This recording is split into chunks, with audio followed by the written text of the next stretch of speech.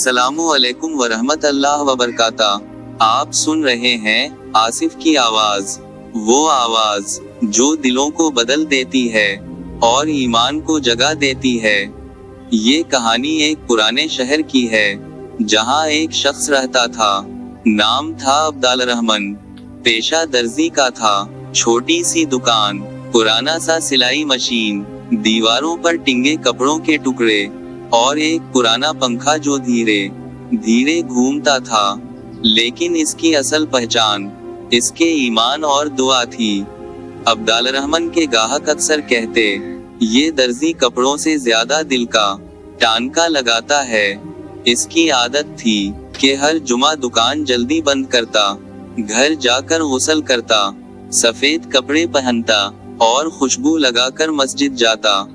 वो हमेशा पहली सफ में बैठता, नमाज के बाद कुरान पढ़ता, फिर मस्जिद के एक कोने में बैठकर लंबी दुआ करता। इसकी दुआ में कुछ खास था। आवाज धीमी, अल्फाज कम, लेकिन आंखों से बहते आंसू गवाही देते थे कि ये दिल से निकल रही है।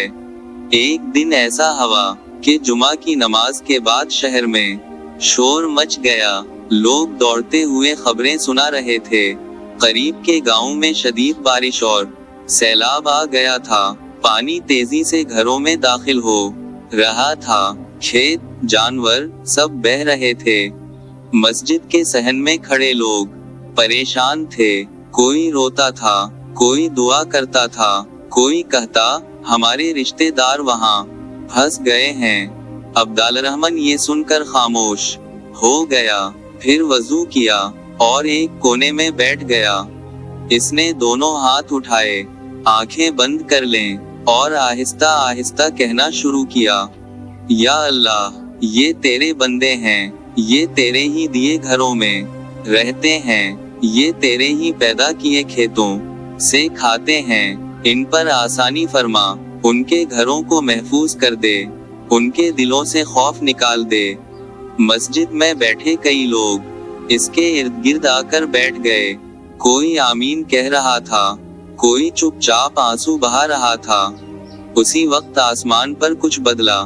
बादल हल्के हो गए, बारिश की रफ्तार कम होने लगी और गांव की तरफ से खबर आने लगी, पानी रुक गया है, लोग महफूज जगह पहुंच गए हैं। सब हैरान थे, लेकिन अब्दाल रहमान ने कहा, ये मेरी दुआ का असर नहीं, ये अल्लाह की रहमत है। इस दिन के बाद लोग अपने दिख और खुशियां इसके पास लेकर आने लगे। कोई कहता, मेरी माँ बीमार है, दुआ करें। कोई कहता, कारोबार ठीक नहीं, दुआ करें। और अब्दाल रहमान हर किसी के लिए खामोशी से दुआ करता रहता। एक दिन एक नौजवान आया।